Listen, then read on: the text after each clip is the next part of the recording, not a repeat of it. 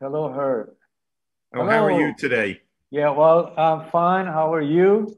Oh, we're fine here in Washington, D.C., which is where I am, right out the window.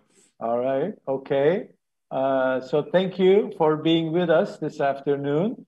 And I think it's going to be a very interesting presentation because you're talking about restoring a safe climate. I think it's not only us, everyone else in the whole planet is speaking about that. And you have an argument. You say, yes, it can be done. And you're going to show us. And you say, here's how. Yes. So I would like to say a few things. What I found about you, Herb Simmons has been a pathbreaker. That's what they say. Is that true? Oh, I don't know if I go that far, but anyway, I won't deny it. I will stay neutral. Okay, that means you accept. Okay. Okay. So, but also in your career, you were the youngest country administration in the county of Atlantic Yeah. County, New Jersey. How young were you? Oh, I was 12 years old. No, I'm kidding. I was 28 years old. But it's still young. It's still young for such job. Okay, you have a very brilliant career. You've done lots of good jobs. You have degrees from Wharton School at University of Pennsylvania and Woodrow Wilson School of Public and International Affairs from Princeton.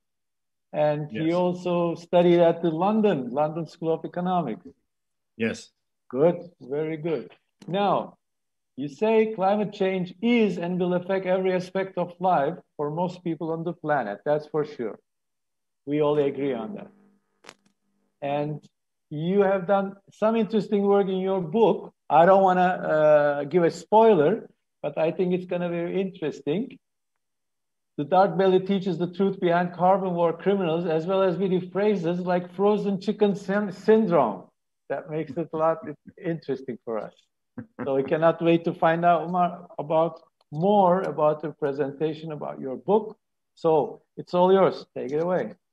Oh, well, thank you so much, You're welcome. Kazim. It's really an honor and a delight to be able to speak, particularly with such a distinguished group of presenters and such fascinating conversation. Though I have to admit, I didn't catch the first part because I would have had to have been up about 3 a.m. or so. But I'm looking forward to seeing it on the recording. And so, what I'm going to speak about in much too short a period of time, of course, to really get this concept across, though, is that I basically am arguing that we can restore not just a safe climate, we can get back to the climate that we had 50 or 100 years ago. And I'm going to suggest a couple ways to do that. And I'm not going to suggest that it's easy to do that, but that it is doable. So I think the first thing to acknowledge is basically that we've got a very short window to operate. And here's a quote from Sir David King, who's a science advisor to 3 British prime ministers. What we do over these next 10 years will literally determine the future of humanity over the next 10,000 years. So let's just stop for a second and take that in, this unique opportunity and challenge that for the first time, basically in human history, this short period of time is the lever for failure or success or maybe something in between. And so basically what we know now, and I'm going to just spend a minute on this, is we've got a real mess when it comes to climate. And I assume that most of the people watching and listening know this stuff. A recent study came out that showed that trees, which take down carbon out of the atmosphere, it's feared and it's analyzed that within 20 years, they might start giving carbon dioxide up into the atmosphere because of changes in temperature. Permafrost is melting, wildfires are covering the globe. And of course, with a wildfire, you not only have the catastrophe of the fire, but you also have the carbon dioxide that's emitted. We've got severe drought and storms. The oceans tragically are dying. They're becoming more acidic. We're losing populations dramatically of almost everything that's alive in the ocean. The coral are dying, and so much of humanity in the ocean depends upon the productivity of coral. And unfortunately, despite hundreds of conferences and meetings and thousands of discussions, we've really made no progress as a planet in reducing emissions, quite the contrary.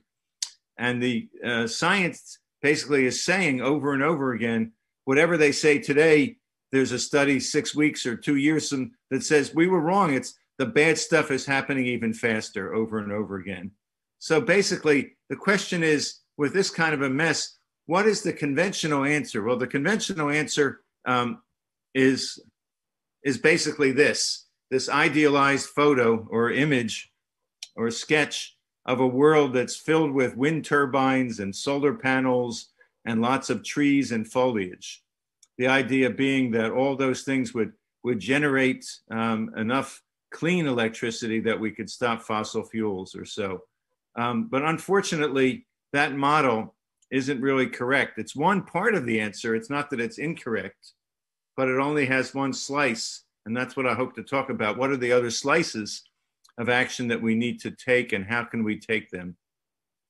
So basically, you might wonder, why am I showing a bathtub that's overflowing? Well, some of you may have seen this analogy before, and that is, if you think about the faucet of this bathtub here, where the water comes out that's overflowing, as basically our atmosphere, the emissions that we emit every day when we get on a bus or we drive or we turn the heat on in our homes or so.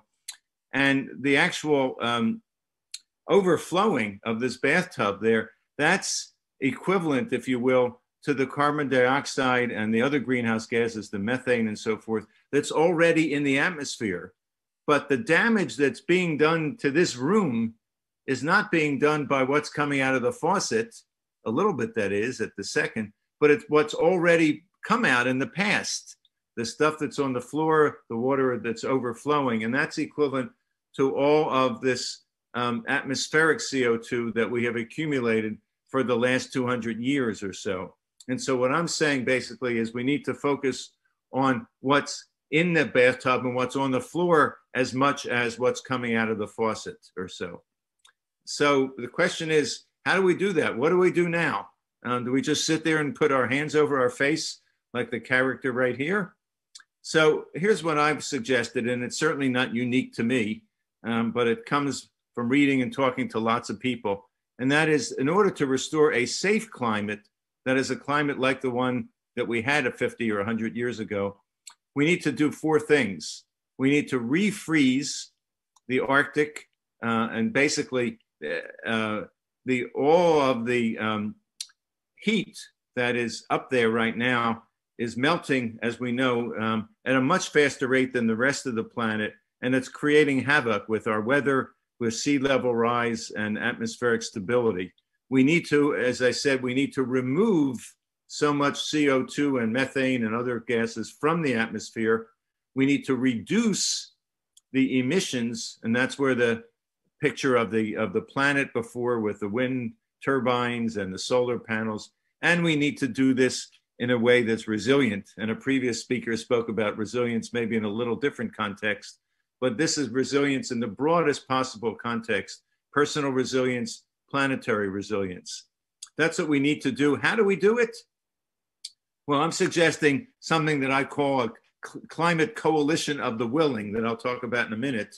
When? Well, we had to start about 25 years ago, but better late than never. Start today, and in 20 years, in a generation or so, I think that it can happen if the Earth is, if the planet and the leaders are aligned to do it. So the 2 models we have right now, it's on the left, it's what I would call avoid the worst. I can't tell you how many times, and those of you who follow climate, I'm sure have seen it yourself, how many times people are saying, and groups are saying, and UN reports are saying, in order to avoid the worst of climate, we need to do X, Y, and Z. Well, when you get up in the morning, do you start your day by saying, you know, my goal today is avoid the worst possible day I could ever have? Or is it you want your best possible day? We've got the wrong target of avoiding the worst, and we don't even know what that means. What is the worst? How much can we avoid? So climate restoration is basically getting back to the best of what we had. So for remove, the people who are, the current model is, oh, that can't be done. It's too expensive. It's too complicated. It's too risky. climate restoration says it must be done, not just it can't be done. In terms of refreezing, the idea currently is, oh, that's the craziest idea. How are you going to refreeze the entire Arctic? It's not like the pond in your backyard that you can basically spray some cold water and refreeze it. Climate restoration says we must, and we may have to refreeze what's called the third pole, which is the glaciers in the Himalayas and so forth in Asia that provide water for billions of people, and Antarctica, which is deteriorating, as we know, as the Arctic is. We need to reduce avoid the worst. People say, yep, that's all we need to do. We got to reduce to zero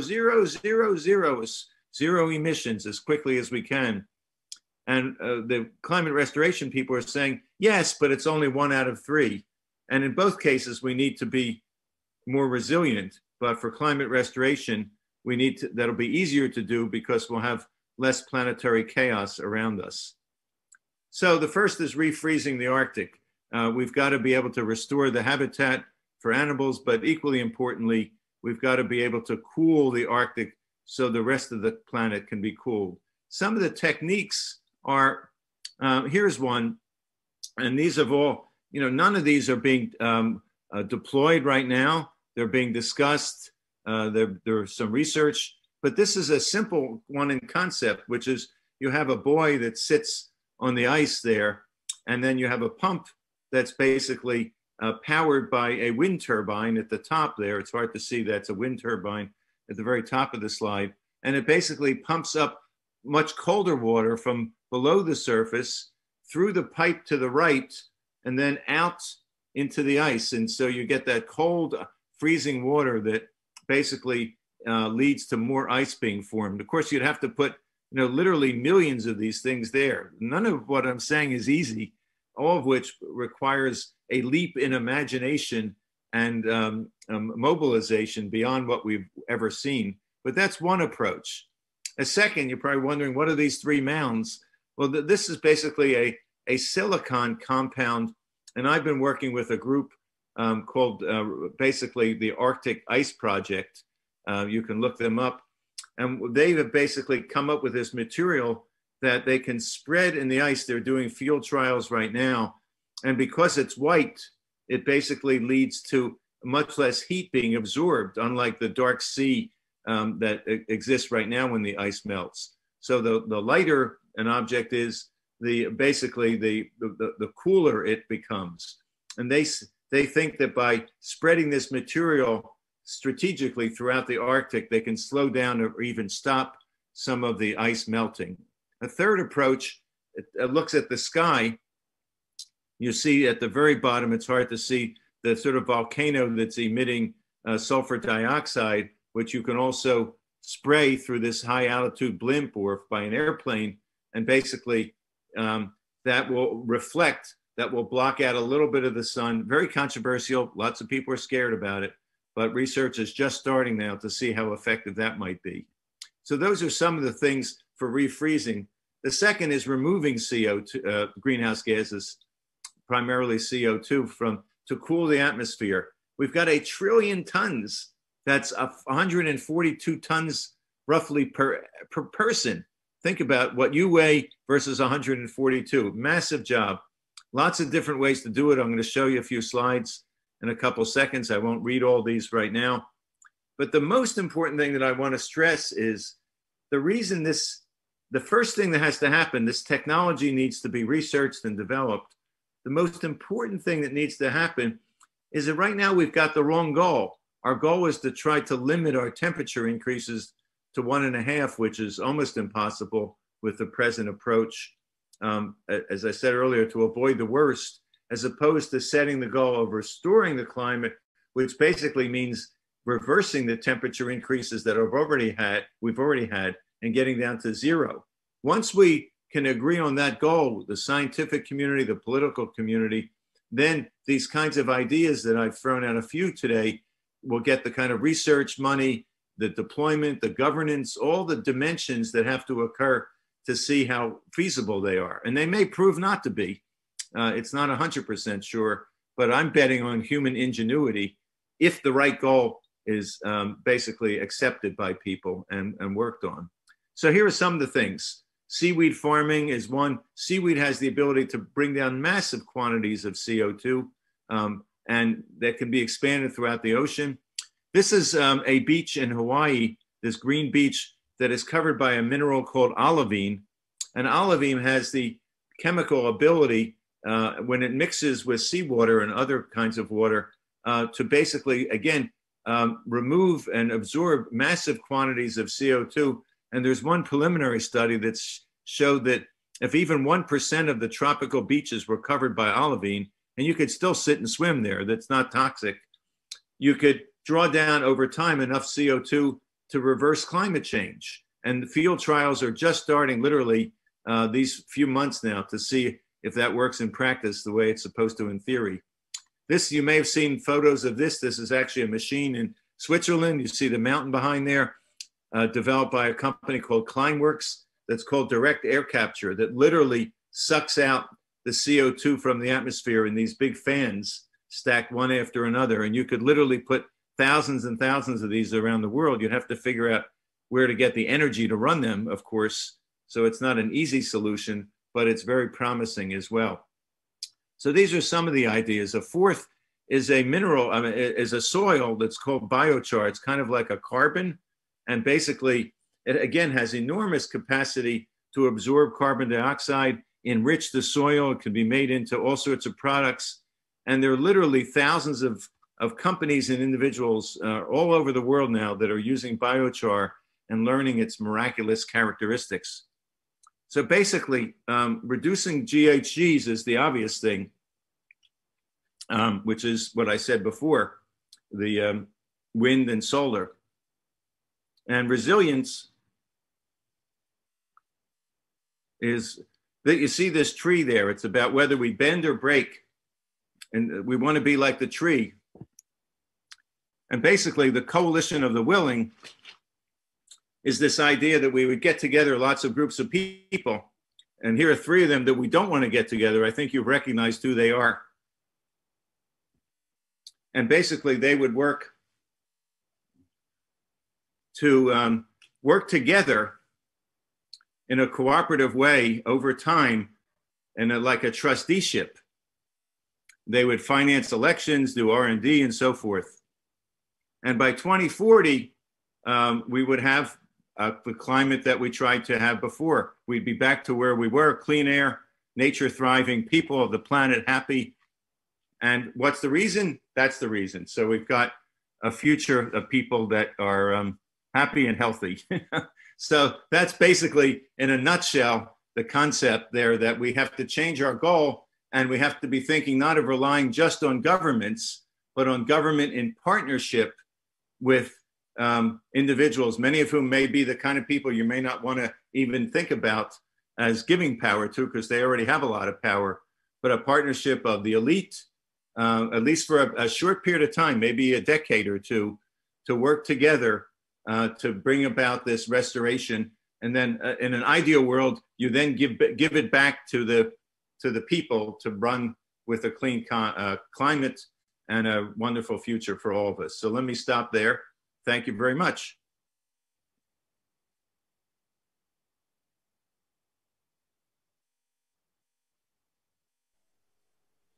Okay, Herb, thank you very much. And it was a good, again, a very inspiring and informative presentation.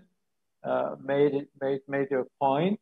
And I would like to ask one question just right ahead. You call this book A Climate Vocabulary of the Future. And you say that provides readers with the information they need to both understand and act. So how about, what do you mean with vocabulary? Are you talking about some terms and words and phrases? Why do you call it vocabulary?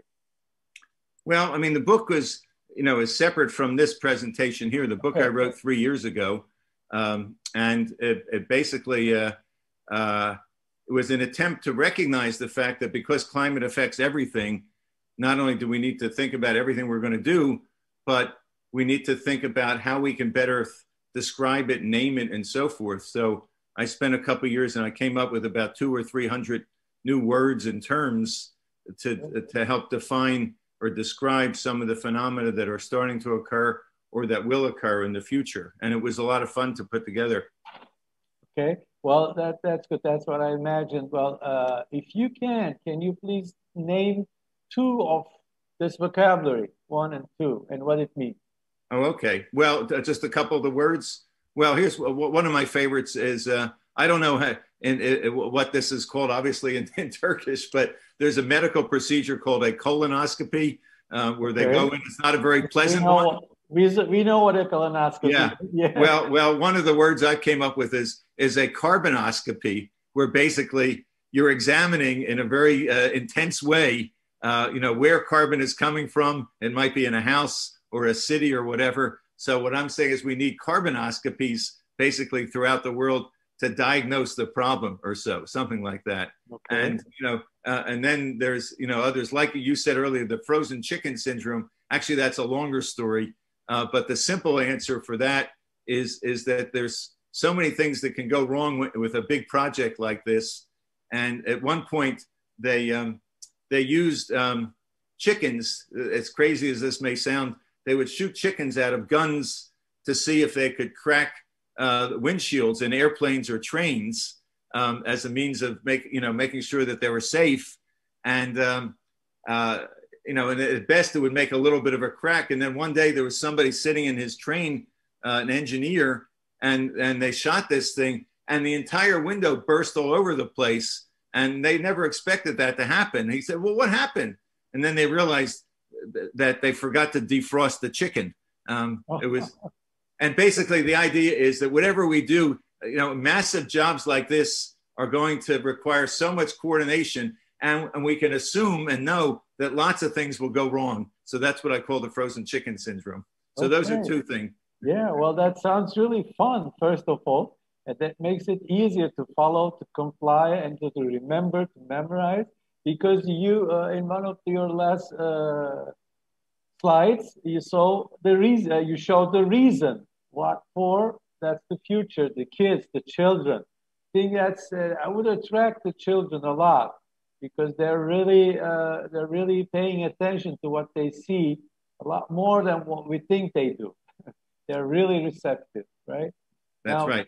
And I also just wanted to say that when I wrote the book, I had a little bit of help from someone from the Sari family. All right. Thank you very much for mentioning that. Yeah, I also get lots of help from that Sari from the family. Anyways, so this is good. So, and back to your presentation. Now, today in our roster, actually, we had a climate activist, a Turkish boy, 13 years old. Actually, he wasn't able to make it to speak because he called up in the morning. He had some health problems. He tried, up to the last moment, but he couldn't make it. We're very proud of having him among us, in the population. So the kids, the children are really a very strong power, because we were working on some global threats, the list. And among the first 10, there is a very interesting one. Everybody knows, but it's like playing the three monkeys. The climate action failure. And that is very interesting. Probably what you're saying in your presentation is there are many things to do.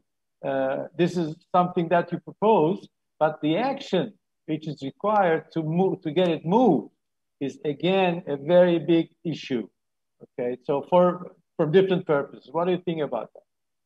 Yeah, I mean, I think that the problem is right now we've got 200 nations that are each with their own goals, and we've never had a situation where the nations and the people within all those nations have to align what they do in a similar way in a similar time period. And so, those people who are involved in organizational development and management and so forth really need to think about, I think the model we use now of all these countries coming together once a year for a conference, and then the conference is a failure and everybody, or it's a failure and they call it a success, it just hasn't worked. And when things don't work and you keep doing them over and over again, you have to say, what's an alternative? So I'm suggesting this kind of hybrid with nations that are willing, with people with lots of money and power that are willing, with corporations, with civil society. Let's try to find a way together, not denying the role of national governments, but not giving them the exclusive authority to make this happen. Yeah, but look what happens right now in the globally. You know, we're trying to do what you just exactly said. All together, we are trying to fight against the corona, the pandemic. That doesn't even work properly, 100%. But that kills us, that kills people. We're still not doing it properly. And you can imagine someone thinking, oh, this is the climate crisis. I'm 50 years old. I will live up to 70, 80. So behind me, I don't care what happens. I do what I have done. And this is nothing so interesting for me. And that's a problem in a way of looking at that climate action failure. Yes. Yes. Yeah. Okay. Well, go ahead. No, I think you're right. We have lots of lessons to learn from COVID, and the lessons are more on what we did wrong and what we need to do right. And if we don't learn the lessons fully, shame on us. Oh yeah, true. Okay, well that's a good clincher. Shame on us if we don't learn from that. All right. Well, thank you very much, Herb. Thank you for being with us. Thank you for your time. So we'll stay connected. We'll be in touch. And I really enjoyed the presentation. And let's see what happens next. Okay. Thanks for being with us today. Thank you so much for inviting me. You're welcome. All right. Okay. Bye-bye.